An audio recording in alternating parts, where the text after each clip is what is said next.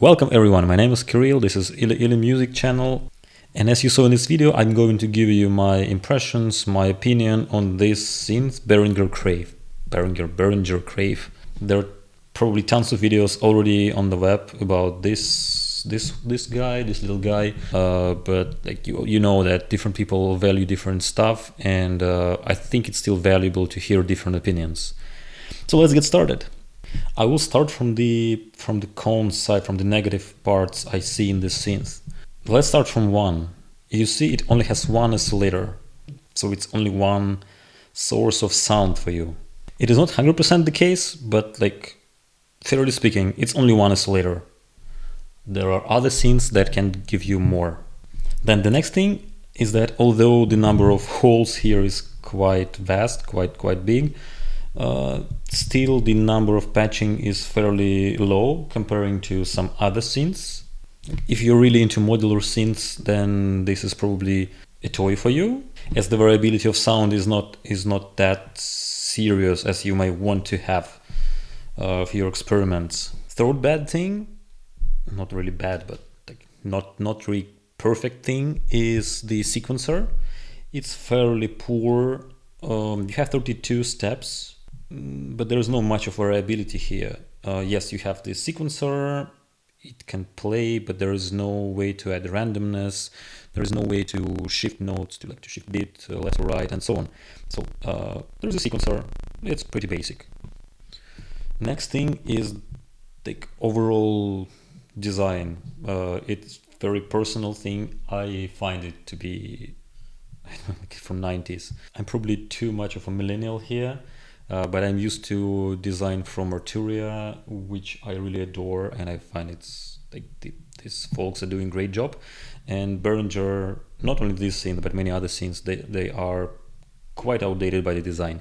I think they could do a better job into and invest more in the design. Then the last thing, the fifth thing I want to mention here, it's again just a matter of taste. These buttons, they are just terrible. You will hear the click now. If you're going to use these buttons as your keyboard, then it will probably be very annoying for you. So my advice is to go and use a MIDI keyboard or MIDI sequencer right ahead. But that's honestly it from the cons side, and let me move to the pros. So first thing is that it has MIDI in and MIDI through, so you can control it using MIDI. It means that you don't need to use this keyboard at all. You just connect your MIDI keyboard and that's it. That's perfect. And it also solves the sequencer issue. You can use your sequencer. I will show mine in a few minutes, and you just sequence it, and you simply forget about this part. That's it. Then, although I say that the design is from 90s, it's really sturdy. When I just looked at the pictures, I thought that all these small switches will be wobbling, these knobs will be bad, but that's not the case. I really like how this feels, how this switching feels. The knobs are really sturdy, and they don't feel cheap. They feel good. The next thing is that it's very intuitive.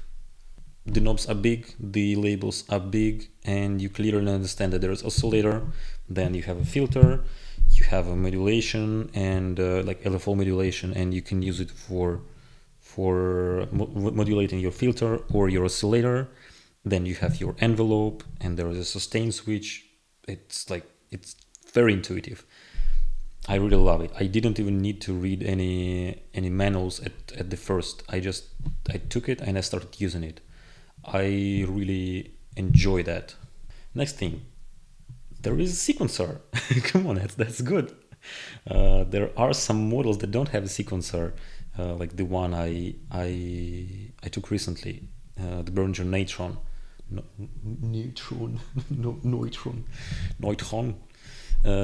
Yeah, there is a sequencer. It's good. It's 32 steps. That's quite enough. If you want to play just a simple bass loop, that's more than enough. And you have, if I'm not mistaken, like 42 banks of memory, so you can even have multiple patterns and switch between them. So definitely kudos for this. Another one, Although I say that the patching possibilities is quite poor, but you have this. If you take as an example another synth, I used to have Folka bass. There are no patching. It is just a different type of synth. There is no this possibility at all. And this one has it. It's perfect. If you're just getting into modular synth, into patching, that's probably your choice. Although I'll speak more about it later in the video. Next thing, I mentioned that it only has one oscillator, but there is a good thing as well, because it's patchable. You actually have two outputs, one for pulse output, another for saw output, which means that although it is only one oscillator, you can use these both outputs to get your sound. And then you can mix it, and then you can use the output mix. Now, before I switch to a little demo, let me tell you my conclusion about this synth. First of all, I need to mention that I'm actually selling this synth now because as I mentioned, I bought Behringer Neutron, basically because I wanted to have two oscillators and I didn't need the sequencer because I use an external sequencer.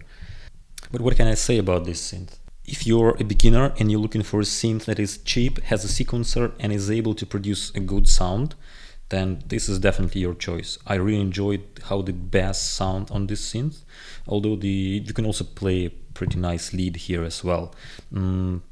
Unfortunately, you don't have any effects here, no delay, no distortion, nothing. But still, the price beats everything. It's really cheap. And for me, I was really considering just buying the second Crave, but then I found a very lucrative deal on the Neutron, so I bought a Neutron. And now I need to replenish my budget, that's why I'm selling this. Another thing is that if you want into patching, get started with it, that again, this is a perfect choice. So you can use it without patching, but then you can use patching if you want to. Totally, you don't have to. But it opens more variability for you, more field for experiment.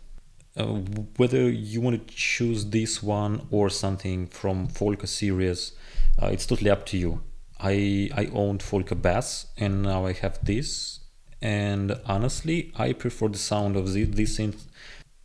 But you can always go into YouTube, where you probably are now, and in Instagram, and then listen to different sounds. So now it's time for a little demo. I stop speaking and switch to making some sounds with it. So please, if you really enjoyed it, or you think that I'm saying some bullshit, please just use the comments. That's what they are made for. And see you soon.